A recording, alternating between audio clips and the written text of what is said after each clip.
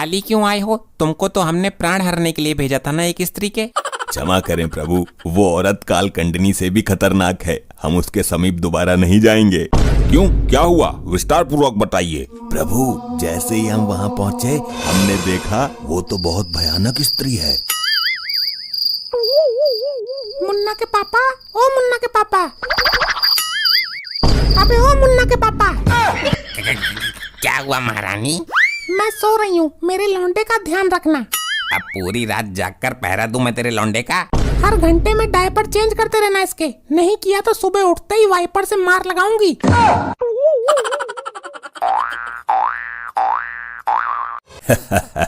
क्या जमाना आ गया, इस छोटी सी औरत को लेने के लिए 2 यमदूतों को आना पड़ा है।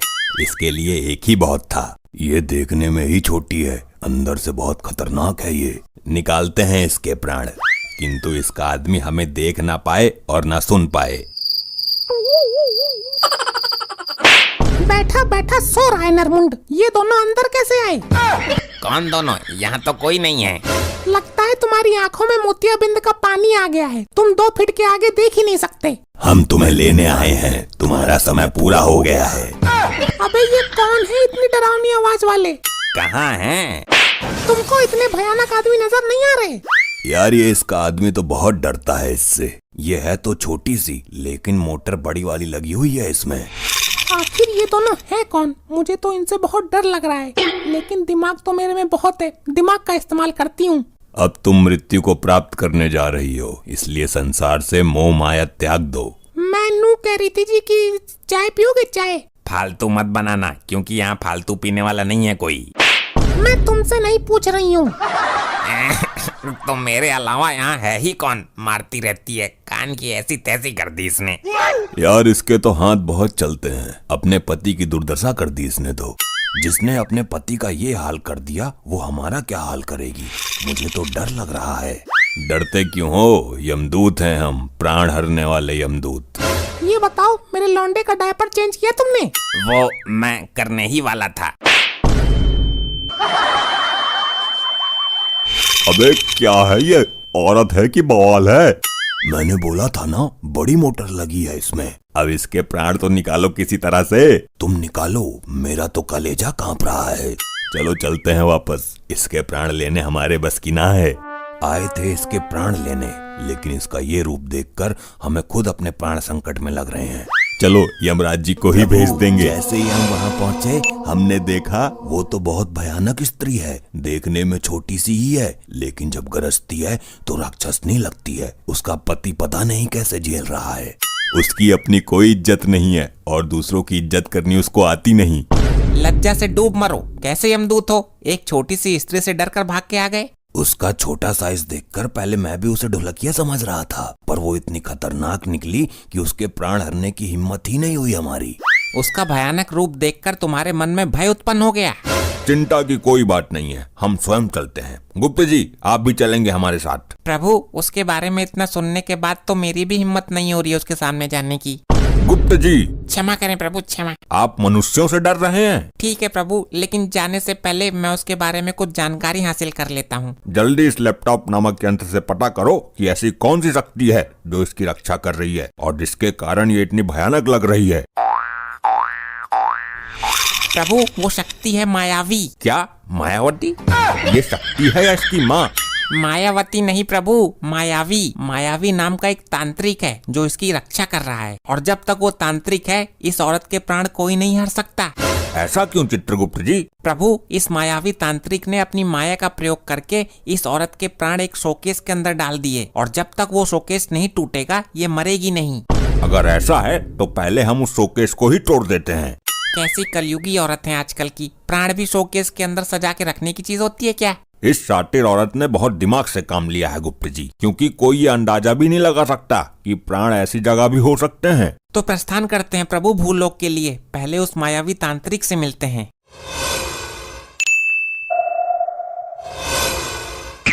प्रभु, यही है वो मायावी तांत्रिक। आंखें खोलो मायावी।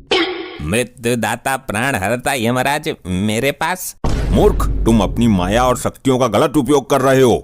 ऐसा मैंने क्या कर दिया प्रभु? कल भी मैंने यहाँ से 6 चुड़ैल पकड़ी थी जो आते जाते लोगों को परेशान कर रही थी। मूर्ख तांत्रिक, तुम विधि के विधान में उत्पन्न कर रहे हो, उसको बदलने की कोशिश कर रहे हो। मैं कुछ समझा नहीं प्रभु। मूर्ख, तू जानता है कि मृत्यु अटल है, एक दिन सबको मरना है, फिर भी तूने उस औरत के प्राण छुपाकर उसकी मृत्यु को टालने की कोशिश की। क्या करूं प्रभु, औरत के आंसू देखकर मैं जल्दी पिघल जाता हूँ।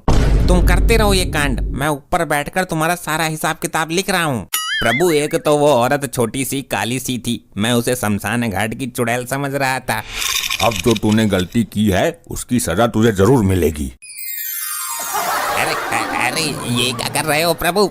मुझे नीचे कब उतारोगे? जब हम उस स्त्री के प्राण हर लेंगे तुम अपने आप ही नीचे आ जाओगे, ये हमारा वरदान है। तब तक मैं यहीं हवा में लटका रहूंगा। तो क्या हुआ, लोग इसको चमत्कार समझेंगे, पूजा करेंगे तुम्हारी। वैसे एक बात तो है, यहाँ से शमशान घाट मुझे बिल्कुल साफ नजर आ रहा है। चलें चित्रगुप्त जी। मुन्ना के पापा, जल्दी जाकर दरवाजा खोलो, देखो कौन आया है। चपत मारकर दर्द भी देती है और मुन्ना के पापा बोलकर दिल को सुकून भी देती है। इसका दिमाग हाथ में नहीं आ रहा। हाय जीजू। अंदर पधारिए। प्रभु, याद रहे हम इनमें से किसी को भी दिख ना पाएं। हमें कोई नहीं देख पाएगा, आप निश्चिंत रहें। गुप्त जी, ये सुंदर, नाजुक और कोमल सा मानव कौन है? प्रभु, इस कोमल से मानव की ही तो बीबी है ये कुंठा स्त्री। दीदी कैसी हो आप? मैं तो ठीक हूँ, तू सुना, बहुत दिनों बाद आई है तू। बहुत दिनों बाद? अरे अभी 2 दिन पहले ही तो गई थी। जब से तेरी सास नरक लोक पधारी है तब से ये तो आते ही रहती है। फालतू बोलने की जरूरत नहीं है, तुम अच्छी तरह से जानते हो मेरे और मेरी बहन में ज्यादा दिमाग नहीं है। हाँ, ये तो जानता हूँ। देख रहे हैं प्रभु, कितना अत्याचार सह रहा है ये नाजुक सा कोमल सा मानव। अच्छा, ये तुम्हारी बहन भी तो तुमसे छोटी है। छोटी है तो क्या हुआ, लेकिन काम तो बड़े बड़े उखाड़ती है। ये मेरी हेमा मालिनी है। बड़े बड़े काम मतलब? मैं समझा नहीं। किसी को भी अपने जाल में फांस कर बड़ी आसानी से उसकी जेब से पैसा निकलवा लेती है। वो कैसे? मैं कुछ समझा नहीं। इसका एक सच्चा आशिक है, जब उसे पैसे की जरूरत पड़ती है तो इसको मोहरा बनाता है। अच्छा, फिर क्या, ये नए नए लड़के फंसाती है और उनसे पैसा ऐंठ कर अपने आशिक को दे देती है। इसने तो रिश्तेदारों के रिश्तेदारों को भी नहीं छोड़ा। ये तो बहुत अच्छी टेक्निक है पैसे लूटने की। इसके साइज पर मत जाना, ना जाने कितने लड़कों के पैसे लेकर अपने आशिक को दे चुकी है और फिर बाद में नंबर ब्लॉक कर देती है उसका और अपना नंबर भी चेंज कर लेती है। देख रहे हैं प्रभु, कितने नीच और मतलबी लोग हैं। ऐसे लोग अपने आप को बहुत होशियार, इज्जतदार समझते हैं, लेकिन उनकी 2 कौड़ी की भी इज्जत नहीं होती है। अब मेरे बारे में तो मेरी दीदी ने तुम्हें बता ही दिया। मेरी दीदी भी पहले ऐसा ही करती थी, मैंने इनसे ही सीखा है। बहुत अच्छे संस्कार हैं और दिमाग भी बहुत अच्छा पाया है। जीजू कहीं घूमने चले? लेकिन घूमने जाएंगे कैसे? घूमने कैसे जाएंगे मतलब, हमने तुम्हें एक डिब्बा दिया तो है। डिब्बा? कौन सा डिब्बा? सिरके का? अरे बेवकूफ, मेरे घर वालों ने तुम्हें दहेज में एक छोटी सी 3rd क्वालिटी की कार दी है, उसी को डिब्बा बोल रही है। प्रभु, अब समय व्यर्थ मत कीजिए, इस कुंठा स्त्री के प्राण लीजिए। यहाँ पर शोकेश कहाँ पर है? पहले मैं शोकेश तोड़ूंगा, उसके बाद इसके प्राण खुद ही निकल जाएंगे।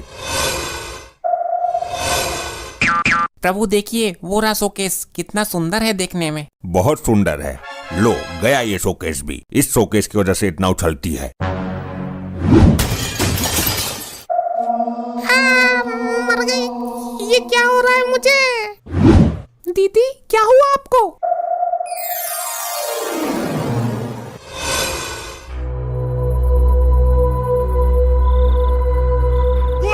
प्रभु, आपके वरदान का क्या हुआ? मैं नीचे कब आऊंगा? हमारा वरदान कभी विफल नहीं होता मनुष्य।